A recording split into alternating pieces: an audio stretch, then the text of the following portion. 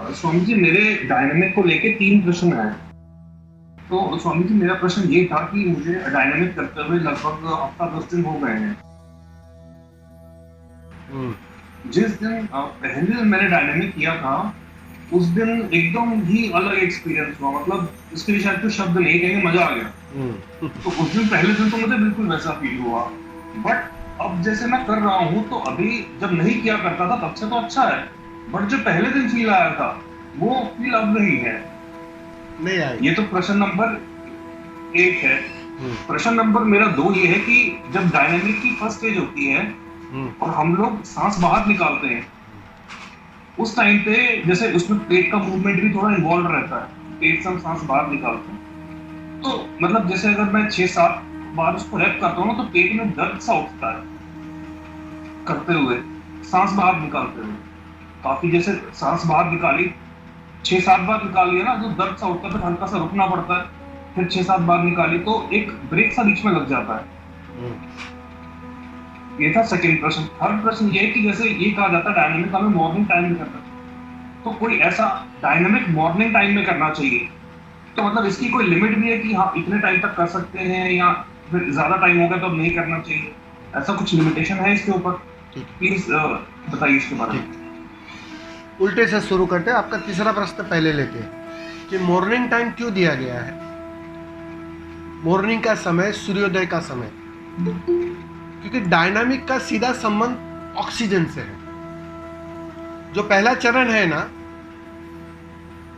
कि तुम्हारे फेफड़े में ज्यादा से ज्यादा ऑक्सीजन जानी चाहिए, तो उसका परिणाम आसानी से आता है।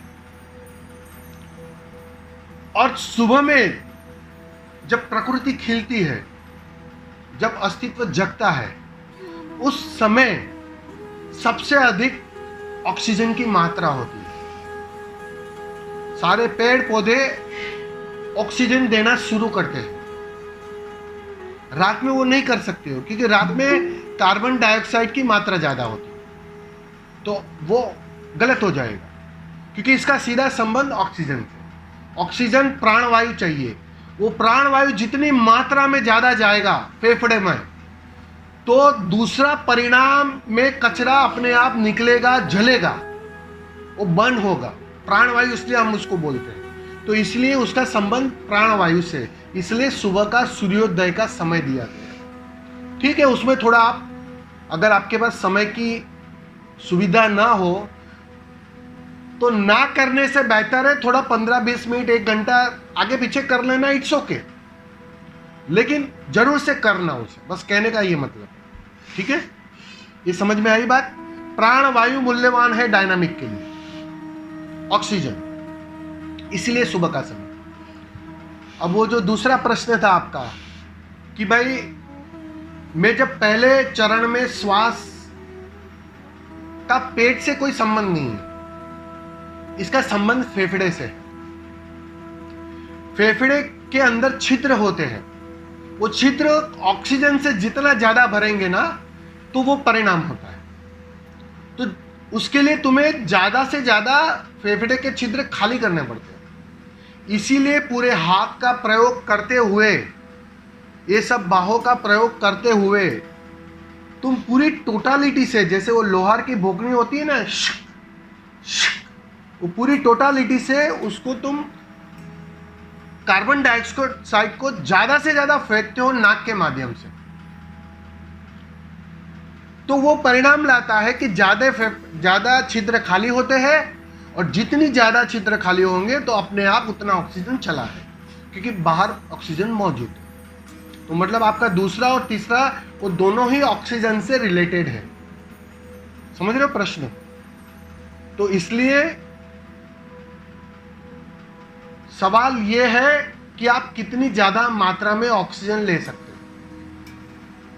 बहुत से लोग जो डायनामिक का पहला चरण नहीं कर पाते हैं, वो लोग प्राणायाम वगैरह सुबह में करते हैं, योगा करने वाले प्राणायाम पर जोर देते हैं। उसका कारण यही है कि ज़्यादा से ज़्यादा ऑक्सीजन का पर्पस ये है, इस पर्पस से वो किया जाता है पहला चरण। ठीक है, अब आपका पहला सवाल था कि पहले दिन एक झलक मिल गई, गहराई को छू लिया मैंने, और अब वो थोड़ा कठिन हो रहा है या हो नहीं पा रहा है।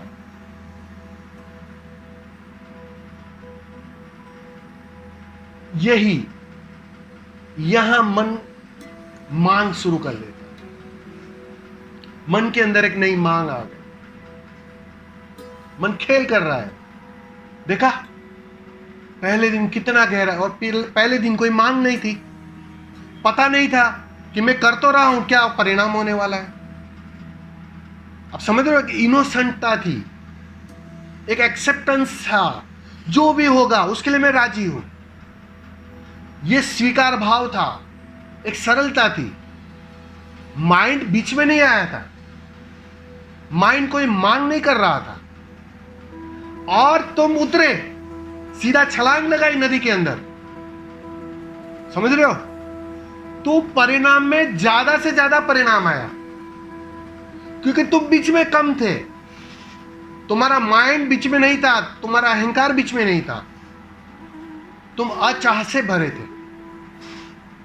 और जैसे ही वो स्वाद लगा, सीधी सी बात है, ये स्वाद तो आज तक का गहरा स्वाद है, अब तक कभी लिया नहीं ऐसा स्वाद, वैसा स्वाद है। तो सीधी सी बात है कि अब मन उस चाह के माध्यम से खेल शुरू करता है, मन एक नई मांग खड़ी कर लेता है। देखा कितना प्यारा अनुभव, ऐसा ध्यान का अनुभव आज तक तो लिया नहीं है। तो मन उसकी एक मांग, एक चाह खड़ी कर लेता है, और वह तुम समझ नहीं पाते, तुम मन के उस धोखे में आ जाते, और दूसरे दिन से तुम उस अवस्था की राह देखने लगते हो कि अभी ध्यान का समय, चौथा चरण आएगा, स्टॉप कहेंगे, और मैं देखूंगा जो कल हुआ वो आज वापस हो। अब जो राह देख रहा है, जो प्रतीक्षा कर रहा है, जो चाह से भरा है, वो तो बना रहेगा ना। और पहले दिन क्या हुआ, वो नहीं था, इसलिए ध्यान घटा, इसलिए ध्यान आसान हो गया, और अब वो कठिन हो रहा है, क्योंकि अब तुम बीच बीच में आ रहे हो।